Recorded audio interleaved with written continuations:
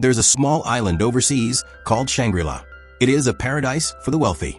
As long as you pay a hefty fee to set foot on the island, you can enjoy royal-like service here. However, a girl named Fenna is an exception. Countless rich men are eager to pay vast amounts of money just to meet her, because she is incredibly beautiful. The island owner wants to make a fortune by auctioning her off. In the end, Fenna was sold to a wealthy man for a sky-high price of 1 billion. And tonight Fenna's first time will be offered to this man. 10 years ago, Fenna and her father, Franz, were attacked by pirates while sailing. During the battle, her father was killed. Her childhood friend Yukimaru fought to cover Fenna's escape from danger and promised that as long as she survived, he would find her. One day afterward, Fenna was washed up on this small island, where she was kept captive by the island owner. But today the island owner has sold her to someone else. Fenna is extremely unwilling, so she devised a series of escape plans. However, her room was moved to the top floor, which meant her plans had failed. Fenna collapsed to the ground, pretending to have a stomach ache.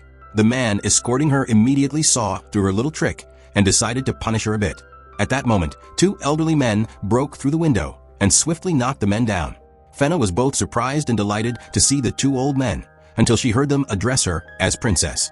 It was then that she began to remember that they were her father's bodyguards, Otto and Salman.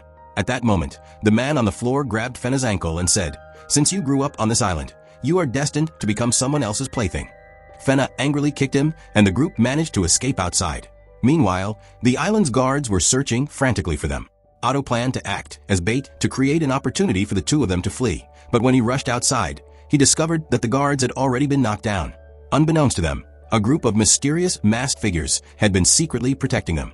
Due to their unfamiliarity with the terrain, they hastily ran into a dead end. The searching guards immediately spotted them.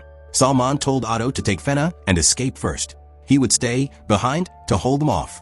But just as Otto and Fenna entered the forest, they were attacked by a group of unidentified people.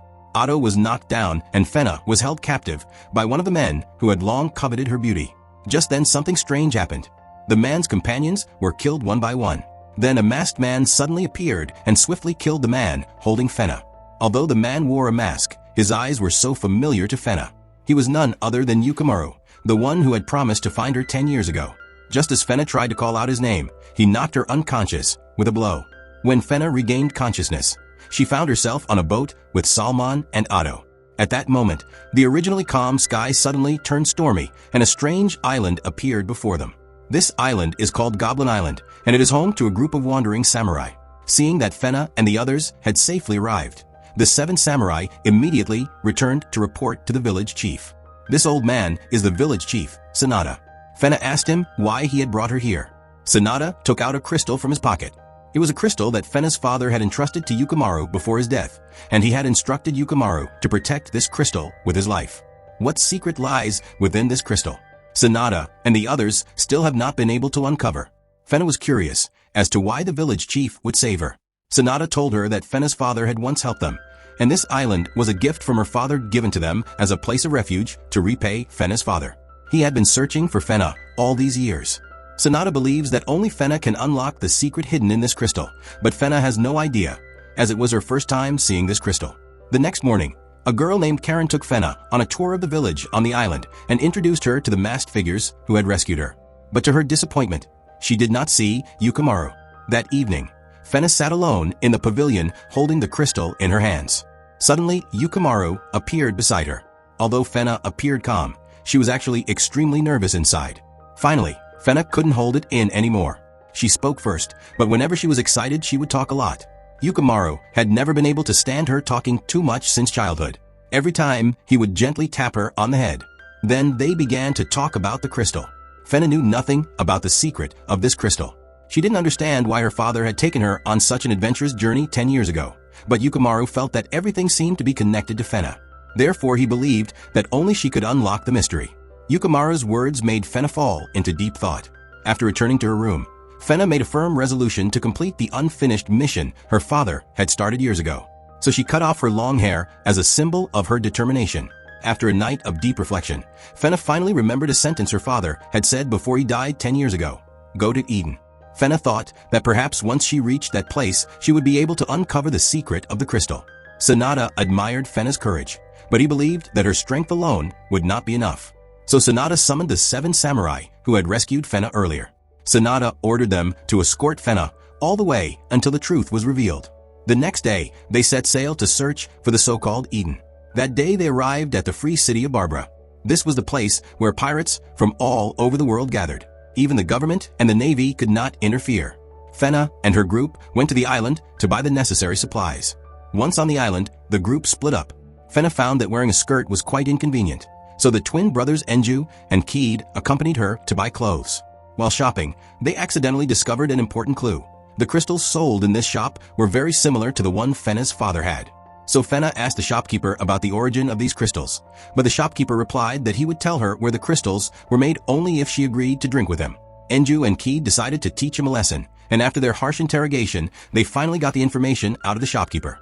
The crystals were produced in a factory in Germany. On their way back, they were suddenly blocked by a group of people. The leader was the wealthy man who had bought Fena at the auction. Their goal was clear. They wanted to take Fena back. A female warrior immediately attacked.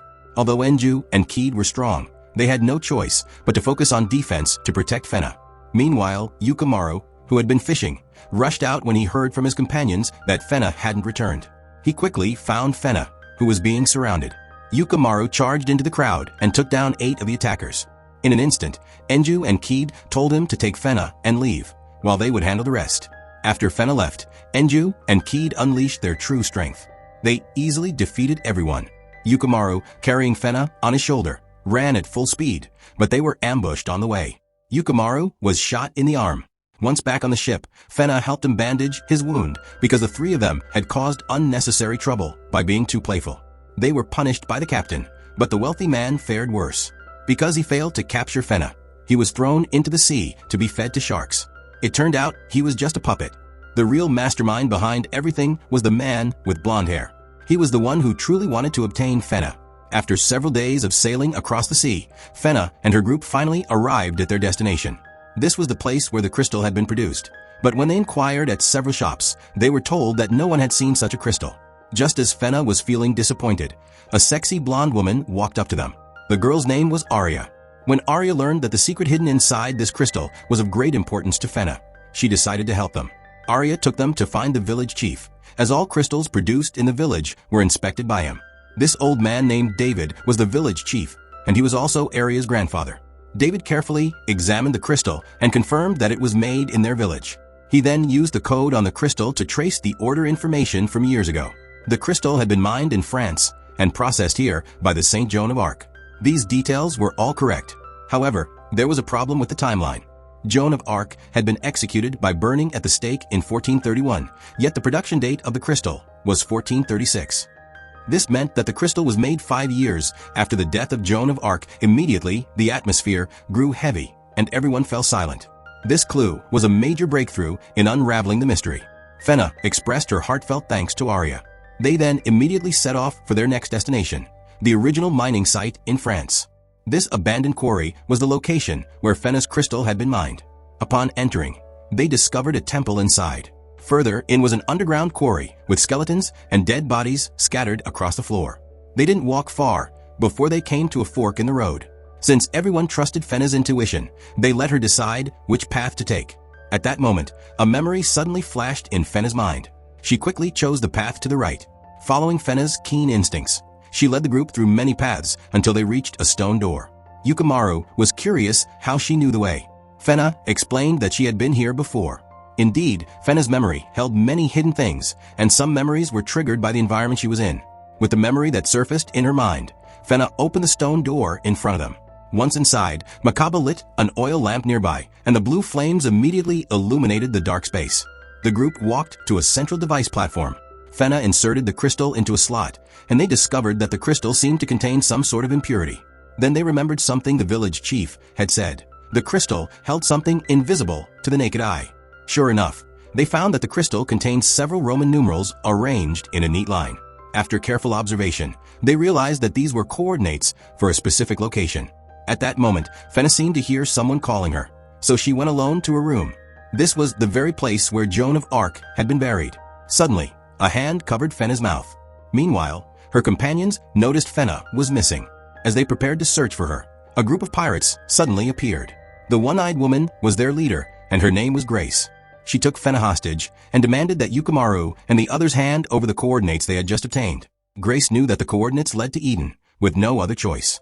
They handed over the note containing the coordinates to her. However, Grace did not keep her promise to release Fenna. She took Fenna with her as a hostage and left the area. Before leaving, she destroyed the entire exit, but Grace had clearly underestimated the samurai of Goblin Island. They quickly began to devise an escape plan and used the remaining explosives at the site to blast open the top of the cave. In this way, they successfully escaped the cave. Fenna was captured by Grace and taken aboard a military ship. This ship belonged to Rear Admiral Abel of the Navy. Abel approached and untied the ropes binding Fenna. When he saw the marks on her hands and the wounds on her neck, Abel was instantly filled with rage and ordered Grace to leave. After Grace left, Abel kneeled on one knee, kissed Fenna's hand in apology, and then brought her some snacks to eat. He told Fenna that he knew her mother. Abel praised both Fenna and her mother for their beauty, saying they were alike. Fenna, curious to know more about her mother, asked Abel for more information, but he said he would tell her later. Abel then spoke about the samurai on Goblin Island, calling them murderers and advising Fenna to stay away from them. But Fenna did not believe his words. Meanwhile, after escaping the cave, Yukimaru and the others planned to rescue Fenna immediately. Although they had handed over the note with the coordinates to Grace, Karen still remembered the numbers on it. Just then Shirtan stopped them. He had reported the situation to the village chief, Sanada. Sanada ordered them to return to Goblin Island immediately. The truth was Sanada was using Fenna. They had an important mission assigned by the imperial court. Their ancestors had ventured overseas years ago to search for one of the lost 3 sacred treasures, the Sword of Kusanagi. The location of the Sword of Kusanagi was said to be in Eden. Besides the national treasure they wished to recover, Eden was also said to contain treasures capable of controlling the world. It was famously known as Earth's Treasure Vault, and within Fenna's memory, there was a hidden clue that could lead them to Eden. Abel told Fenna that the samurai wanted to use her to find the legendary Eden. Fenna was unwilling to believe that her companions, whom she had come to trust, would deceive her. Seeing Fenna's innocent expression, Abel couldn't help but recall his past with her mother Helena. Abel and Helena first met in a beautiful garden where Helena was dancing. Abel instantly fell in love with her. From that day on, they often chatted together, and Abel, who loved to paint, had Helena as his model. They became each other's support, making promises of everlasting love. But one day, Abel had to leave for a while. When he returned, he discovered that Helena was pregnant with another man's child. Abel called out Helena's name, but she was stopped by Franz, who stood beside her. To Abel's despair, he found out that the father of Helena's child was the king, and the king was his own father. Soon after Helena ran away with Franz, the king, upon learning of this, ordered a nationwide manhunt for her. Years later, she was finally captured. When Abel saw her again, her long hair had been cut short. He was devastated and asked Helena why she had abandoned him. Helena, however, said little and only told him this was my mission. Not long after Helena was burned at the stake by the king's orders, Abel watched in agony as she was reduced to ashes. From that moment, his heart died with her. The loss of his beloved plunged him into despair and began his descent into darkness. At the same time, Yukimaru and the others insisted on rescuing Fenna. They didn't care about any so-called mission. However, Shirtan told them that Kay was coming. Upon hearing this name, fear suddenly filled everyone's hearts. This was because Kay was the strongest samurai among them. If they defied the orders, Kay would immediately treat them as traitors and slay them. But Yukimaru, even at the risk of being branded a traitor, still decided to rescue Fenna. This was because 10 years ago, he had sworn to protect Fenna no matter what. So Yukimaru sailed alone to rescue Fenna. Meanwhile, Fenna was being beaten by Grace. This was because Grace had noticed that the necklace Fenna was wearing was identical to the one she had given to Abel years ago. Thus, she confronted Fenna and demanded to know what her relationship with Abel was. When Fenna refused to speak about the necklace, Grace decided to take her back to her ship and torture her slowly, but Abel stopped her. Abel warned her that at this distance, he could hit even a fly, and ordered her to release Fenna immediately. Grace reluctantly let Fenna go. Before leaving, Abel told Grace to completely disappear from his sight. Grace and her companions were unwilling to be treated as mere tools, although they had obtained the coordinates of Eden. Only Fenna could unlock the treasure there. So they planned to use force to seize Fenna. At this point, Fenna was taken to a room by Abel. Abel showed her a treasured painting he had kept for years. The person in the painting was Fenna's mother, Helena. It was clear that he had special feelings for Helena. Just then their ship was attacked by Grace's cannonballs. Abel immediately ordered the captain to use explosive shells. These were special weapons developed specifically for attacking walls. Grace's ship was destroyed in an instant. She didn't expect Abel to be so heartless. After all, she and her companions had worked for him all those years. The whole ship went up in flames. Fenna watched in terror as the ship burned in the distance. It reminded her of the scene from 10 years ago when she and her father were in peril. At that time, the ones who attacked them were not just Grace, who had just been blown to bits, but also a group of Navy soldiers in blue uniforms. Recalling these memories, Fenna was immediately filled with fear toward the soldiers in front of her. Instinctively, she shouted out Yukimaru's name, and just then Yukimaru appeared. He swiftly knocked the surrounding soldiers to the ground. However, at that moment, a gunshot rang out. 2 bullets struck Yukimaru's body directly. When Yukimaru saw that the one who had fired was Abel, he instantly remembered that Abel was the one who killed Fenna's father. As Yukimaru fell to the ground, Fenna hurriedly rushed to his side. At that moment, Abel directly ordered his soldiers to take Fenna back to his room and to kill Yukimaru in this critical moment. The samurai from Goblin Island appeared, just in time. They refused to abandon their friend and unanimously decided that even if it meant disobeying Sanada's orders, they would help Yukimaru rescue Fenna. With the enemy's numbers overwhelming, Makaba immediately set off a smoke bomb and, along with Yukimaru and Fenna, took the opportunity to escape from the warship. Abel calmly watched the whole scene, for he knew they would meet again soon. Though they successfully rescued Yukimaru and Fenna, Yukimaru, with 2 bullets in his body, was bleeding heavily. He needed the bullets removed quickly. Therefore, they had to change their course and head to a seaside town where they knew a doctor. After the bullets were removed, Yukimaru was out of danger. Everyone was grateful to Fenna because it was Fenna who had been taking care of Yukimaru all this time. However, the stubborn Shirtan believed that they had been bewitched by Fenna. After all, everything started because of her. Shirtan called her a witch who enchanted their hearts. Coincidentally, Fenna overheard this. The reason Shirtan called her a witch was because of something village leader Sanada had said.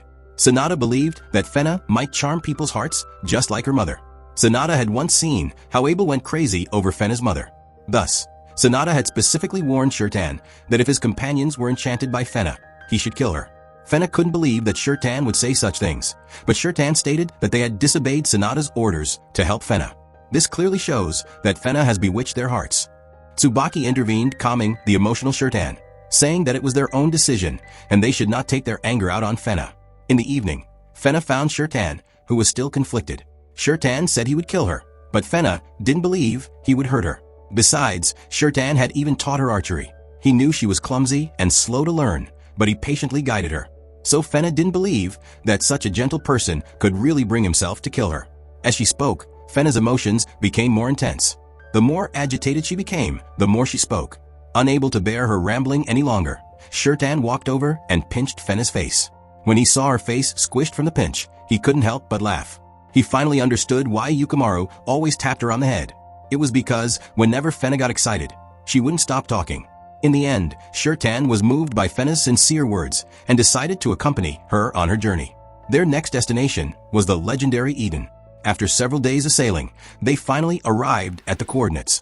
However, what they saw was a very tiny island. This led everyone to believe that they had mistaken the location. Yet in the very next second, a gigantic island slowly emerged from the sea. Everyone was left dumbfounded in shock. The island seemed as though it were waiting for Fenna's arrival, just as if Eden itself was guiding Fenna to find it. They walked through a forest of red leaves. They arrived in front of a large waterfall. Behind the waterfall, they discovered a cave.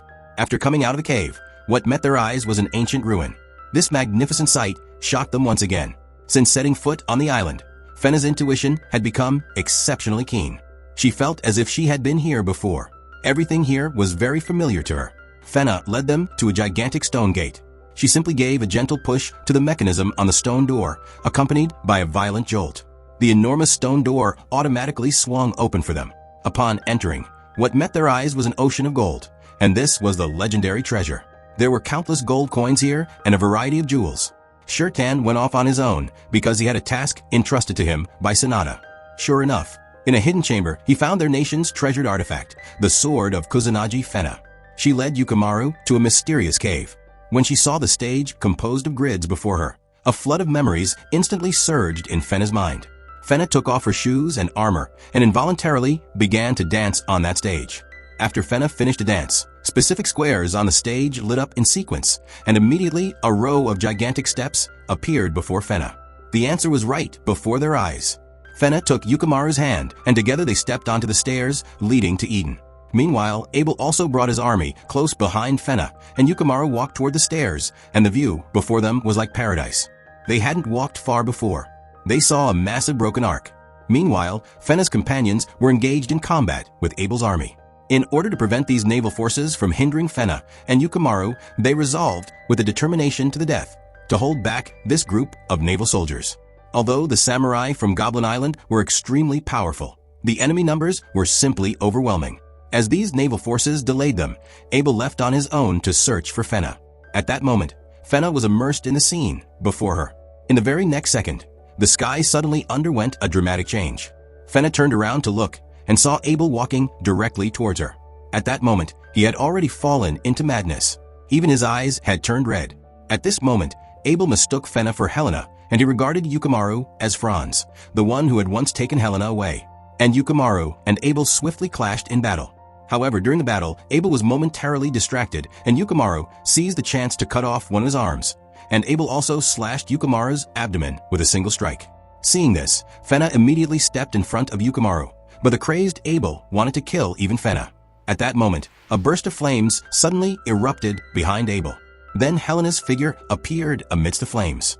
After many years, they finally met again. When Helena called out his name, Abel shed tears. He slowly walked up to Helena, expressing how much he had missed her all these years. Helena embraced him tightly, but Abel lacked the courage to return her embrace. His hands were stained with too much blood. He didn't want to soil Helena with his bloody hands. Helena held him even tighter, saying that she didn't care about that. A man falls from grace because of a woman. Therefore, only that same woman can redeem him, just like Abel. Then Helena invited him to a world that belonged only to them. But in truth, Abel had already died from blood loss moments earlier. What they were witnessing now was his soul conversing with Helena. In the end, Abel's body disappeared into the flames. Though it was Fena's first time seeing Helena, she knew immediately that the person before her was her mother. Helena told her, "It's up to you, now you'll be fine." With those words, she vanished. At that moment, Franz, who had already died, suddenly appeared. Before Fena could react, Franz suddenly transformed into Abel's follower, Cody. Cody explained that both he and Franz were observers. They were the ones documenting Fena's story, but Fena couldn't understand anything they were saying. Cody then told Fena that her father was a king and her mother, Helena, was the previous Miko. The memories Fena had were the memories of past Miko and the guidance of her ancestor, Joan of Arc. Everything Fena had experienced was a test to see if she had the qualifications to become the next Miko. Each Miko had their own responsibilities, and Fena was born with the role of the Maiden of Choosing. Her responsibility was to make choices. The choices she had to make were to destroy and create or to preserve. Simply put, it was either the destruction of the world or the preservation of the world. Fena couldn't comprehend what they were saying. She never imagined that she would be tied to the fate of the world. Eden believed humanity would eventually bring about its own destruction, because humanity was driven by violence and always plundered due to greed. Fena's responsibility was to determine whether human civilization's time had come to an end or if there would be a distant future. She had to make the choice. Eden showed her an image of what might happen in the future. The samurai from Goblin Island would ultimately die on the battlefield. That was Fena's first choice. She could do nothing, let time pass, and let these events unfold. Her second choice was to destroy and recreate, resetting everything in the world. Only she and Yukimaru could stay on the Ark, free from the cycle, waiting for the rebirth of human civilization. No matter which option she chose, it was too cruel for Fena. She was overwhelmed with emotions and didn't know what to do. At this moment, the illusions of her companions appeared before her. Encouraged by them, Fena gathered the courage to make a decision. With that, the giant island began to collapse. When Yukimaru saw Fena again, she spoke to him as if bidding him farewell. After Fena made her choice, it meant her mission as Miko was over and she would lose all her memories. Fena didn't want to lose the precious memories of being with everyone, especially the moments she had spent with Yukimaru. But she had no choice. Yukimaru tightly embraced her and said that, no matter what happened, he would always be by her side. In Fena's final moments, she finally spoke her heart to Yukimaru. "I truly love you." When Yukimaru woke up on the beach, he saw Fena in the distance. Though her hair had turned black, Yukimaru immediately recognized her. At that moment, Fena had lost all her memories. Yukimaru gently told her, "Your name is Fena, my name is Yukimaru." Later, in their efforts to help Fena regain her memories, they sailed the seas, taking her back to all the places they had passed during their journey. Though the anime never explicitly revealed the choice Fena made, it was clear that her choice was not to destroy and recreate the world.